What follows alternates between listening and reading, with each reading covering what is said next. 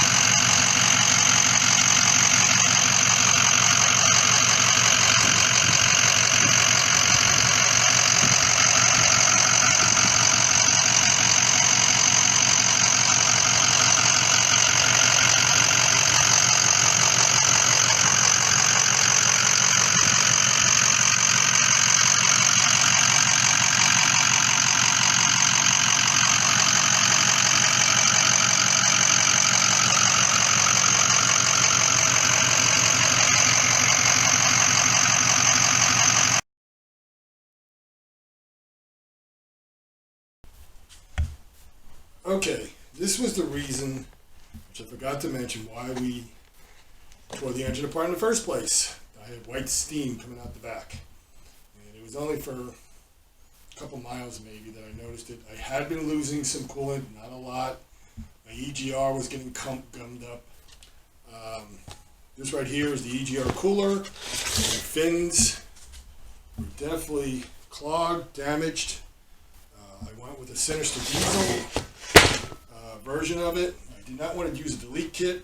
I'm not a fan of them. They don't last. That little piece of hose breaks And plus, if I move to another state that's a little more stringent on emissions, I don't want to run into a hassle of having to take the whole thing apart again. So that's about it. And there's our little toys over there too. They look good in the bright light.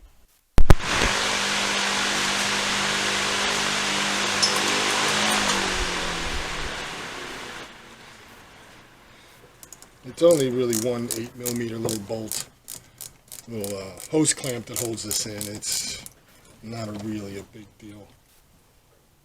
Pull guy across the street. Noise. It's been a while since I've actually soaked this and re-oiled it. It's definitely filthy. Again, I really do like the new Sinister Diesel one. I really need to get one. It's not too bad. It's got some black stuff. Gotta soak it a little bit, hose it off, dry it out. I know you're not supposed to use an air hose, but you can't have everything to be absolutely perfect. Well, I happen to guess I made a mistake. It says do not oil. I guess I was confusing it with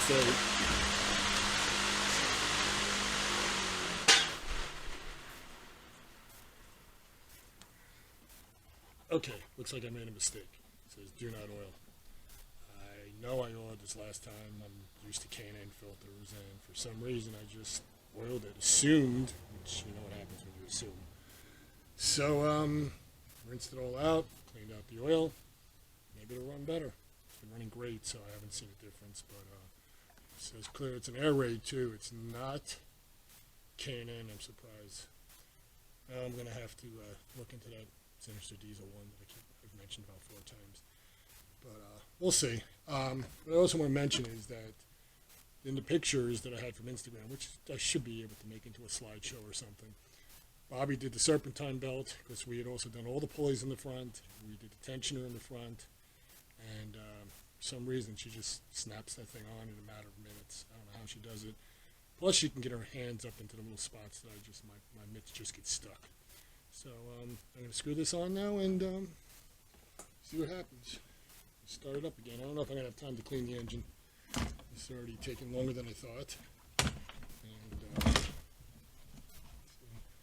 And I should have set up something to stand on because even at 6 foot, I'm too short to reach anything in this stupid truck.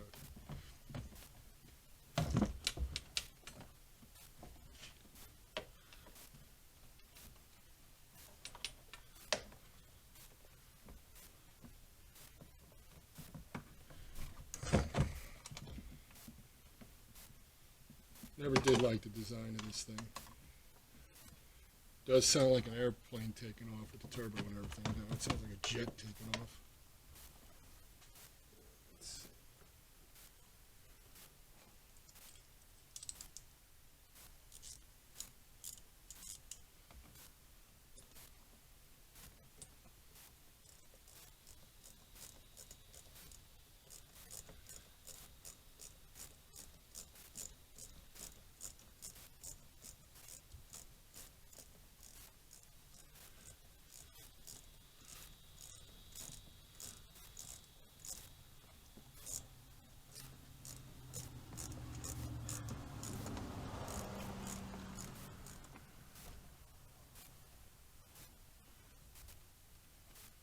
I don't know if that's on all the way.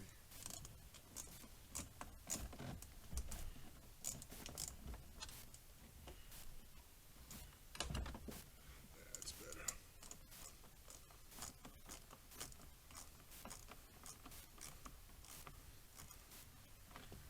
Okay, she's on, she's clean.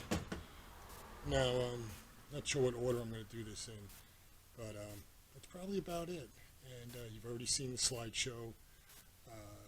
Some of the early videos when I first started it up, but it's run great, and the 6.0 shouldn't have the rep it has. It's an excellent motor. It's well designed, and I know everybody talks about the 12 valve Cummins. Yes, it's a great engine, but don't disregard the Powerstrokes, especially some of the earlier 6.0s. It's a great engine. All right, well, peace.